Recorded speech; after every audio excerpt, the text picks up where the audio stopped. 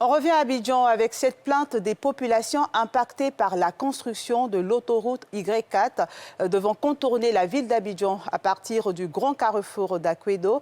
Elles se plaignent du non-respect des modalités prévues dans le plan d'indemnisation. Le coordonnateur du projet de transport urbain d'Abidjan fait des précisions. Nadia Idja, Eric Imo. Nous sommes certains que nous devons partir. Nous sommes convaincus et nous allons partir parce que c'est l'État qui a besoin de la terre. Et la terre de Côte d'Ivoire appartient à l'État de Côte d'Ivoire. Mais nous allons partir où? Avec ces miettes-là qu'on nous propose. Nous demandons pardon. Nous demandons pardon. Qu'on revoie le coût de notre dédommagement afin qu'on puisse partir d'ici la tête haute. Voici entre autres ce que plaident les populations d'Anyama-Ran impactées par la réalisation de la voie Y4 qui devra relier le carrefour d'Akwedo au stade d'Ebimpé en passant par les quartiers d'Abobo, Akekwa, Anyama.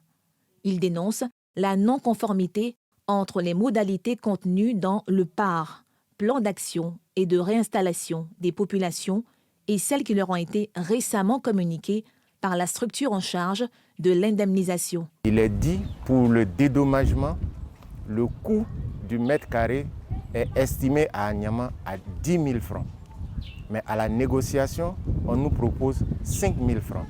Que le mètre carré de nos différents bâtis, ce sont des bâtis à logement économique, varie de 200 000 à 250 000 francs le mètre carré. Pour le coordonnateur du projet de transport urbain d'Abidjan, la somme de 5 000 francs CFA par mètre carré à reverser par exemple aux propriétaires de terrain est bien celle définie dans le PAR actualisé. Aujourd'hui, qu'on nous dise qu'ils ont un document qui affirme que c'est 10 000, on aimerait vraiment avoir ce document. Il y a des documents qui existent. Il y a un document qui a été élaboré par la Direction générale des impôts en collaboration avec le BNET, l'AGEF et un ensemble de structures qui dit que dans la zone d'Anyama, c'est de 1 000 à 5 000.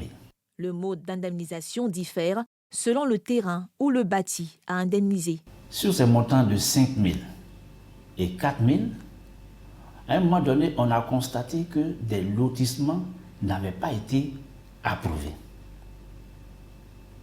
Le montant de 4 000, c'est un montant qui est lié à une lettre villageoise et le montant de 5 000 était lié au fait que vous avez un ACD ou un titre foncier.